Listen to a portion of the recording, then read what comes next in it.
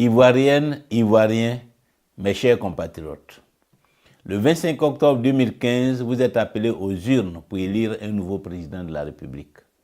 Le 25 octobre 2015, il s'agira pour le peuple de Côte d'Ivoire de sortir enfin de la crise post-électorale.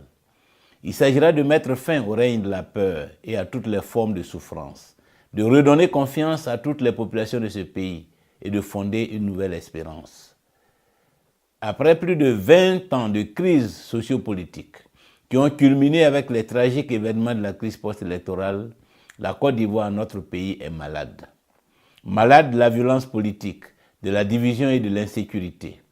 Malade des injustices, des discriminations, des arrestations arbitraires, des détentions abusives et des frustrations. Malade de la grande pauvreté qui frappe un Ivoirien sur deux. Malade de la mauvaise gouvernance politique, économique et sociale. Le pays est divisé, affaibli et appauvri. Il doit faire face à 4 défis majeurs.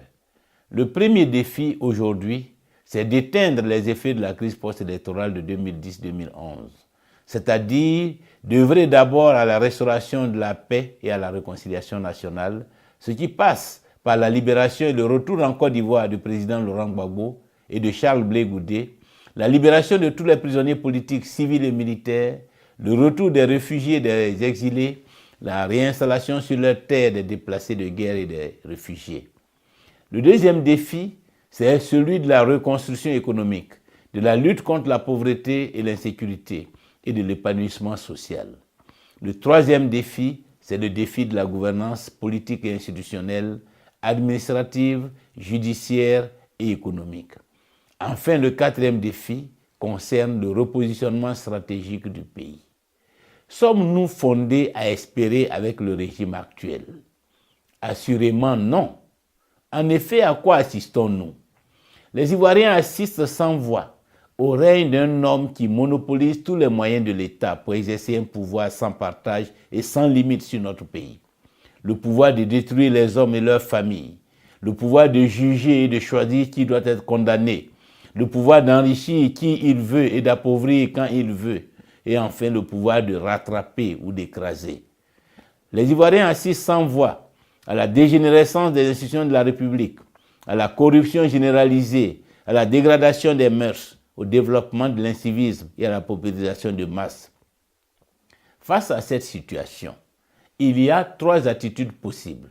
La voie de la résignation, la voie de l'affrontement et la voie de la renaissance par l'action politique. J'ai choisi la voie qui est celle du Front populaire ivoirien, la voie de la transition pacifique à la démocratie, la voie de l'action politique. Aujourd'hui, pour la Côte d'Ivoire, la voie d'une nouvelle espérance. L'élection présidentielle du 25 octobre 2015 nous permettra de donner corps à cette nouvelle espérance avec et pour tous les Ivoiriens. J'ai l'expérience nécessaire, j'ai les capacités requises, j'ai la pleine volonté et l'entière volonté de relever avec les Ivoiriens les défis qui se posent aujourd'hui à notre pays, la Côte d'Ivoire. C'est pourquoi je suis candidat à la présidence de la République. Je suis candidat pour gagner et nous allons gagner. Nous allons gagner parce que ce régime est une tragédie et les Ivoiriens nous attendent pour s'en débarrasser.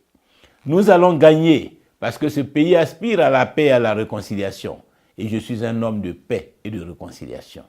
Nous allons gagner parce que nos compatriotes ont besoin d'un président à leur écoute, sensible à leurs difficultés quotidiennes, disponible et engagé à leur côté.